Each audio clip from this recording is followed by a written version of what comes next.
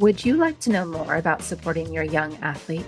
Maybe how to support their performance and self-care while maintaining their values and deep connection?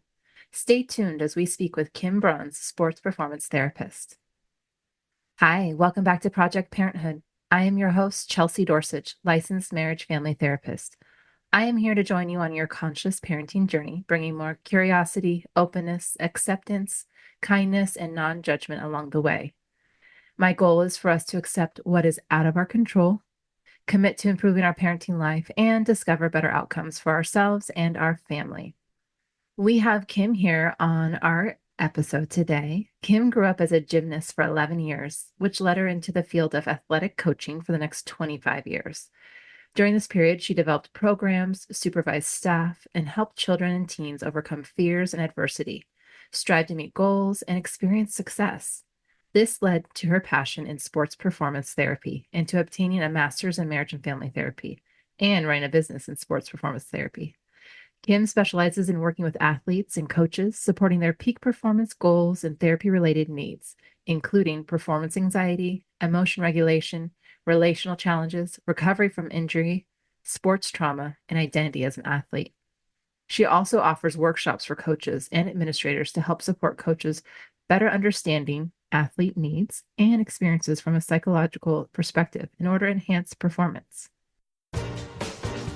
All right. I am so excited today to have a special guest, Kim Bruns, licensed marriage family therapist. She grew up as a gymnast for 11 years, and it drew her into the field of athletic coaching for the next 25 years, where she developed programs, supervised staff, and helped children and teens overcome fears and adversity, strive to meet goals, and experience success. This led to her passion in sports performance therapy and obtaining her master's in marriage family therapy and running a business in sports performance therapy. She specializes in working with athletes and coaches, supporting their peak performance goals and therapy-related needs, including performance anxiety, emotional regulation, relational challenges, recovering from injury, sports trauma, and identity as an athlete. She also offers workshops for coaches and administrators to help support coaches better understanding athletes' needs and experiences from a psychological perspective in order to enhance performance. Welcome, Kim, to the show. Thank you so much, Chelsea. It's an honor to be here and excited to support parents and coaches and athletes. Yeah, I'm so excited. Yeah, so I think one of the things I want to really make sure we dive into is just that, there's so much that I feel like until recently was really starting to get talked about is the mental health of young athletes. And given that our audience is parents, so my question is, for these parents, how can they support their kids and their teens while doing sports and also support their mental health? Boy, that is such a wonderful question and such a big question, right?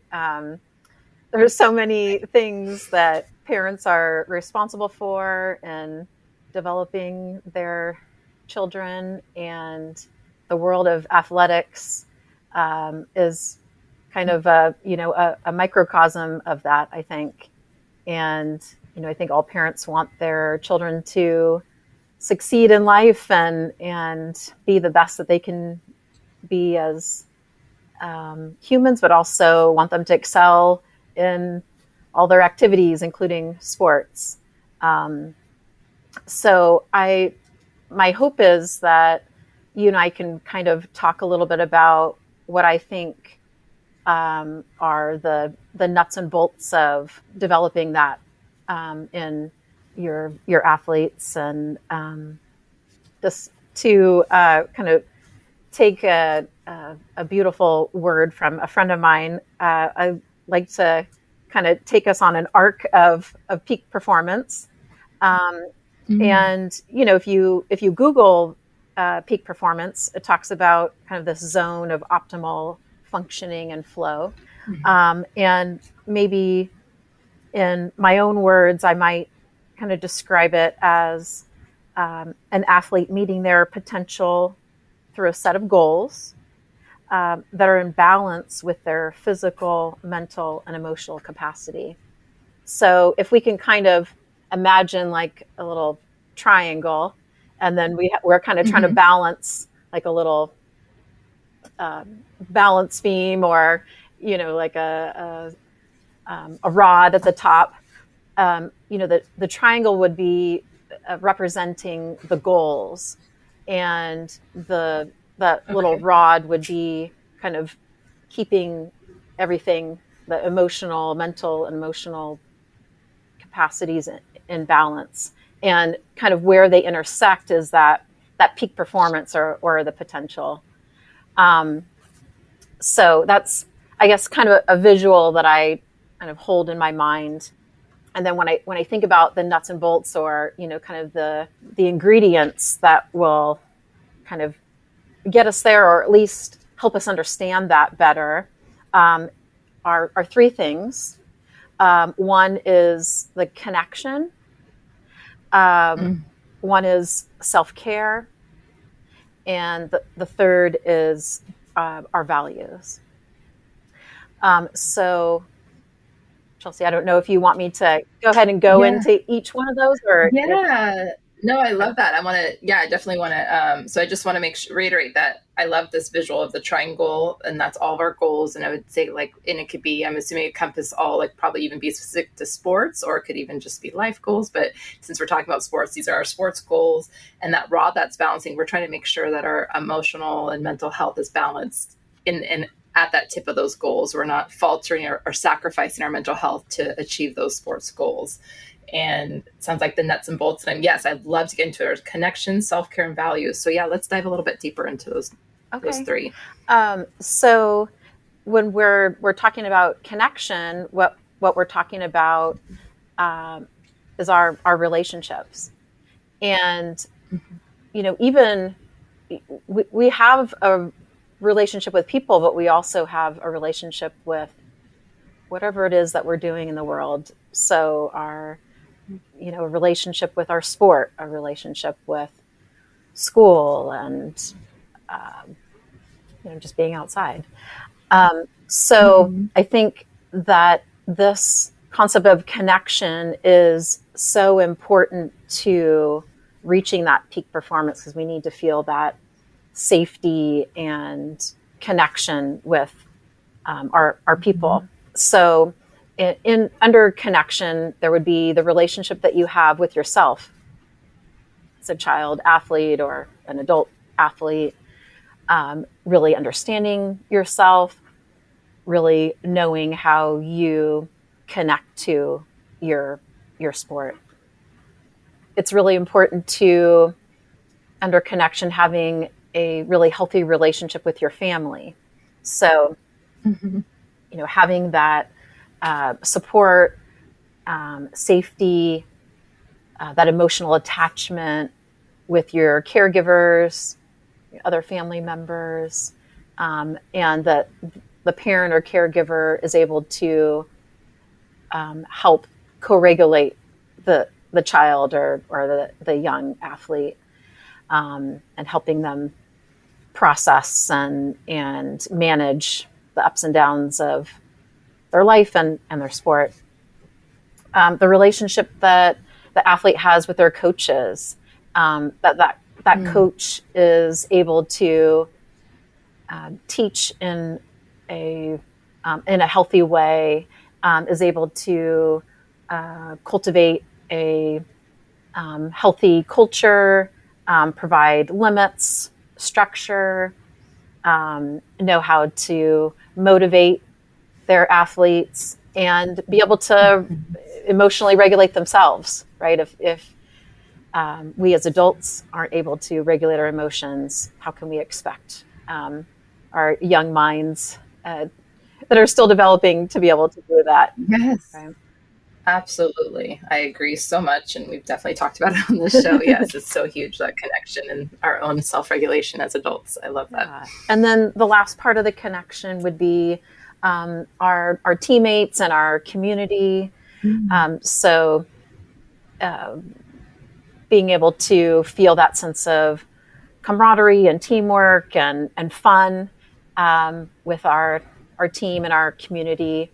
My niece and nephew are, one of the sports they engage in is basketball, and they're part of this hardwood palace. And there's a culture in that organization, right? And that trickles down to the coaches and the teams and the parents and the athletes themselves. So um, the the organization's principles and their actions and beliefs and their ability to connect with their community is really important.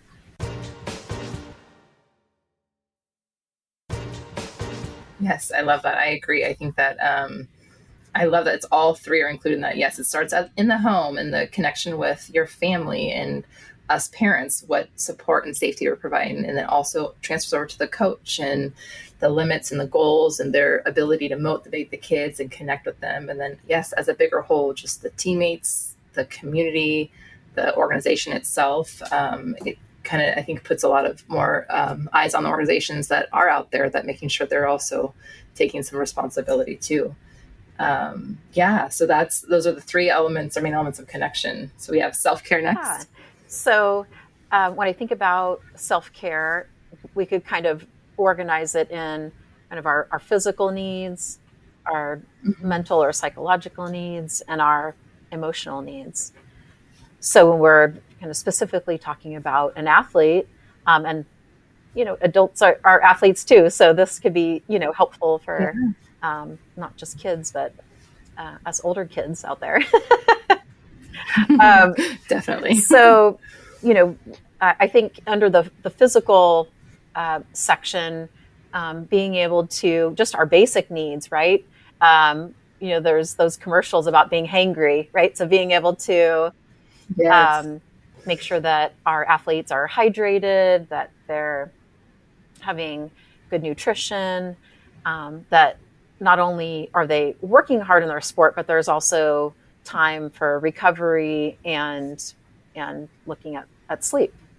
That's the kind of the basic needs. And then under physical there would also be the training and the conditioning. Training being actually working on the sport and making sure that the athlete is getting the proper training, that you know going back to those relationships and connections, right? That relationship with the coach is healthy. And there's ups and downs in life, and ruptures and repairs. So it's I'm not suggesting that it Right. needs to be perfect, but paying attention to that and making sure that the athlete is spending enough time um, working on their sport. I think sometimes athletes will come in and there will be some stress and the performance isn't quite up to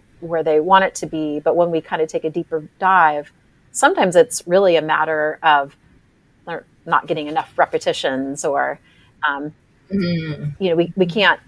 There is an important need for the mental aspect, but we also have to make sure that we're getting the right amount of training. Not too much, not too little.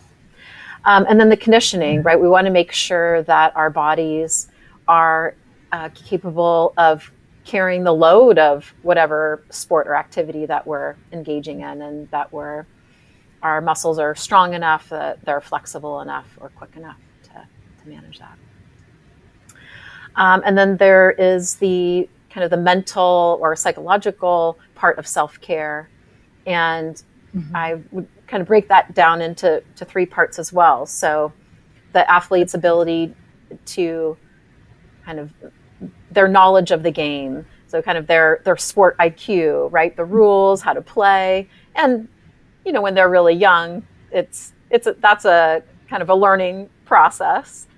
Um, Right. and then there's the organizational part where, if our minds can only work on so many things at one time. So generally, kids have not only sports, but they have schoolwork, they have things at home that they need to do. And so being able to organize those in a way that they're able to put their full attention on their sport. or activity. So, they're able to keep their room clean or, manage their schoolwork. That's not draining their energy to manage their sports. So, parents can really do a wonderful job in creating that structure to support that. And then the last part being imagery or visualization. So, there are therapists and mental health coaches out there that can help athletes develop skills or psychological or mind skills to enhance performance. Mm-hmm. So imagining your performance, and there's a lot of strategies in that. And then the last part is the emotional self-care. So building resilience, and just by playing sports, we're building resilience all the time, right? But balancing between right. nurturance and appropriate challenges, and that's always something I think we're striving as parents and coaches and athletes to find that good balance, especially the younger age groups.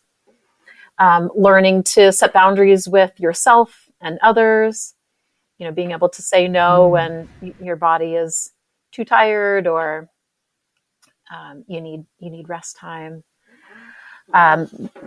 Being able to develop the social skills to have relationships and connections. And it's, I think, sometimes depending on the situation or the age, kids can run into struggles and in their relationships with other teammates or their coaches, and that can really impact their ability to perform and just, feeling safe and content in general. Definitely, yeah, I can definitely see that. We forget that social skills go outside of just socializing with peers at school or out in the playground. It actually plays a big role in sports. We tend to overlook that. And then the last part of the emotional self-care is learning both intrinsic and extrinsic motivation. So through the help with coaches and family and learning inside ourselves how to kind of keep going when things get challenging, and being able to learn how to persevere and stick-to-itiveness, all those good things. Yeah, that's so true. Yes, that's definitely it can be a little, I get creative probably, right, as a parent sometimes to find, especially younger kids, maybe that intrinsic motivation too, as soon as something gets a little too challenging or it's a skill set they haven't quite developed yet and have to work harder to develop it. Right. And I'm sure it can be hard as a parent when a child is looking or feeling distressed, and your instinct is, okay, let's take a break, and sometimes that is the right thing to do, and other times we have to kind of encourage and lead and motivate them to kind of know that that's part of sport, part of life. Yeah, definitely. Yeah, if you can find, just even if it's one more try or kind of creative, just to end on at least a better note. Definitely. So that's self-care. I love that. Just acknowledging the physical and the psychological and emotional aspects of it. And does that lead us to values? It does. So, this all kind of leads to, why do we play sports? Why do we do things in the world? And I think, number one, it's fun usually, right? When we're first introduced to sports and activities, it brings us joy.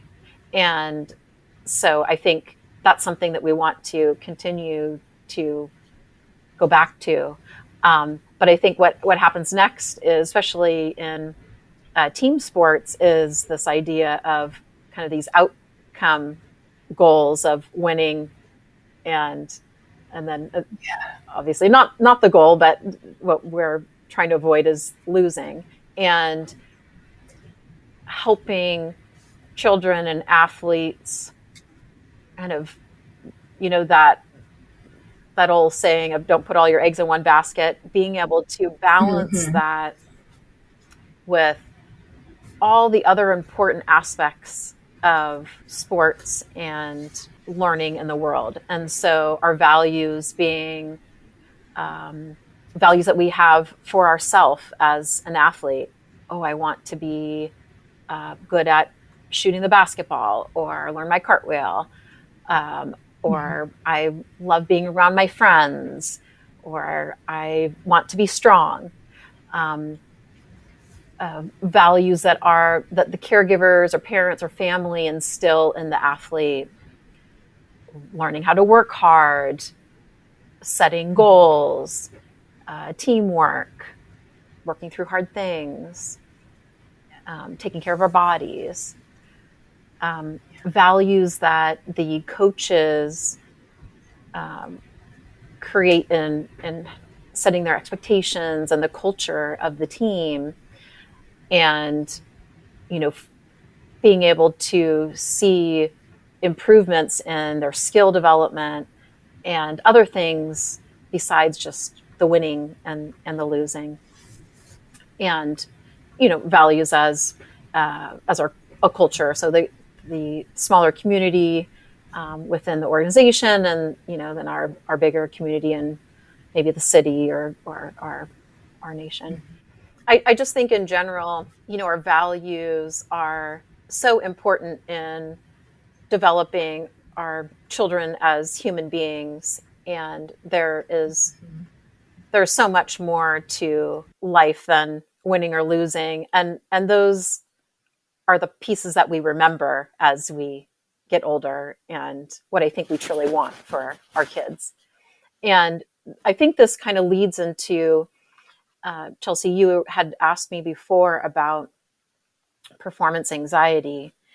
And I think when we have this from our caregivers and coaches and organization, we have, as athletes, feel the trust and support and kind of this net. It allows the athlete to take appropriate risks and Hmm. find that, people kind of talk about that flow state, being in the zone. And so it allows the athlete to more easily uh, develop that and be able to more consistently find that space. I think parents can really support their athlete just in general, and in times where they experience some performance anxiety, in being able to hold their role. And what I mean by that is we all have roles in the athlete's life. So there's a coaching role, there's an administrator role, there's a parent Hmm. role. And I think when athletes are really young, those lines are a lot more blurred, because parents, Yes. sometimes volunteer as a coach, or sometimes they are coaches. They have, athletic background. And so it can be really challenging for both the parent and the athlete in trying to know what to say and support them. So I think if we can make sure that there is a a parent or caregiver in that support parent role. So if one parent is more of the coach, that the other parent is providing just a crucial role. I think sometimes we can think, oh, well, it's more important if I just tell them what they need to do in the field. But actually, Hmm. that mental and emotional and physical support from the parent, knowing that the child or athlete can come to you when they're upset or they're trying to figure something out, let's not undervalue that. That's huge. And so, parents being able to regulate themselves when they're on the field, just doing that is so helpful. Being able to define their role and going back to and reminding ourselves as parents or coaches what our values are, because it can be so easy to get caught up in the moment and so many emotions and feelings happening inside of us. And to remember that the most successful athletes out there, their parents or caregivers have let them lead. So of course we want to provide a structure, and we want to encourage, and sometimes we have to set boundaries and teach our kids that we have to, when we make a commitment, we want to follow through. Right. So I'm not trying to say that we should just let them make all the decisions. That's not what I'm saying. What I mean is that we want to make sure that we're being regulated so we can see clearly how the child is connecting with their sport and having them kind of pull us towards, their joy and excellence in their participation. And specifically to kind of lead into performance anxiety, if we kind of think about performance anxiety as when you are going to compete or go play a game, it's completely normal and actually a benefit to have that raise in anxiety, or anxiety and excitement they really look the same in the body, and there is like a peak level of anxiety or energy, and the performance anxiety is when it's just kind of gone over the edge. There's just a little bit too much there, and so I think that's how we might define it. And as parents or caregivers or coaches, things that we can do, which kind of goes back to those core elements, we can help support our child or athlete through self-care, mindfulness, pulling ourselves into the present moment when we're feeling that really high anxiety. Going back to not putting all your eggs in one basket. There's so much more to your sport than winning or losing. Your relationships. I'm here for you no matter what happens. And the goal is not today, right? The goal is developing you as a human being, and really emphasizing that by rewarding the process rather than the outcome. So, wow, you just put your heart out there. I saw how hard you worked when you were running towards the soccer ball. I saw you make that correction when you were on the balance beam, you squared your hips, or whatever it is, but it was very specific to things that your child or athlete has control over, and less emphasis on whether they were the best that day or they lost, because those are things that we don't have control over. Yeah, I love that, because it definitely, coincides with all of the growth mindset research that's out there. And just the fact that if we can focus on the process, those kids in the study that got the attention on their effort and the process, not the end result, were the ones who were more likely to keep going, to persevere when things got challenging. They were less likely to give up. And I think that just speaks, to high volumes to just as what we can do as parents in the sports, because like you mentioned earlier, it's hard to see our kids defeated or discouraged, right? So if we can bring their focus back to that process and those efforts they put in, and like you said, the values, it's going to do a lot more than just praising the wins and kind of cheerleading the losses. Yeah. 100%. Couldn't said it better myself.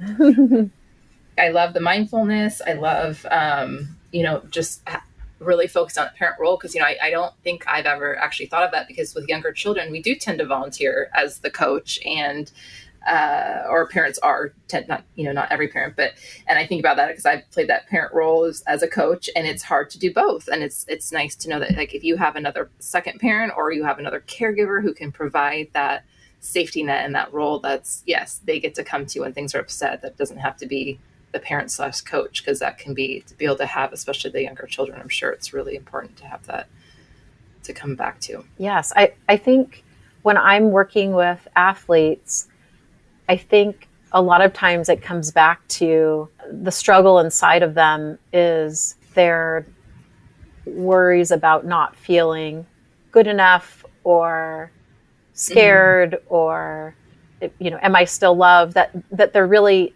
mostly needing that support, that emotional support and connection. And when you have that, it's a springboard. And usually, when an athlete gets to a certain point, they know what they really need to do. And I'm sure you've talked about this, being a parenting expert, that as a child develops, there's this desire to go and explore the world, but then to know they can come back and be with mom or caregiver and know that they're still connected and it's okay. And then they go out in the world again, and then they come back. And our athletes need that. Yes, I 100% agree. And I think that, yes, every child will need a different amount of time, and each day might be different of how much they can stray away from the parent. But the fact that they always know, no matter, how long they've gone or where they've gone, they can come back to that parent is definitely huge and a big comfort for them and safety net, like you said. So, Kim, I want to just thank you so much for being here and be able to kind of just explore and reflect on different ways we as parents can support our young athletes and, not just excelling in the sport, but just having those, like you said, the connections and teaching them how to take care of themselves and really honing on the values. And how can listeners get a hold of you or reach out to you if they have any, more questions, or if they're looking for someone to help their young athlete with this? Yeah. Thank you again so much for having me. It's just been, like I said, an honor, and I'm excited to help wherever I can. You can find me online at kbsportsperformance1.com, or you can just Google my name, Kimberly Bruns, LMFT, and I'm on Psychology Today. So those are a couple of ways. Great. Thank you so much. Yes. Yeah, we'll make sure all those are in the show notes too. So that's it for today. Thank you so much. Thank you, Chelsea. That's it for this week's edition of Project Parenthood. Remember to be curious, open, accepting, kind, and non-judgmental on your conscious parenting journey. If you have any questions about this episode, about your parenting journey, and/or topics you'd like to hear more about, please reach out to parenthood@quickanddirtytips.com or leave a message at 646-926-3243. Project Parenthood is a Quick and Dirty Tips podcast.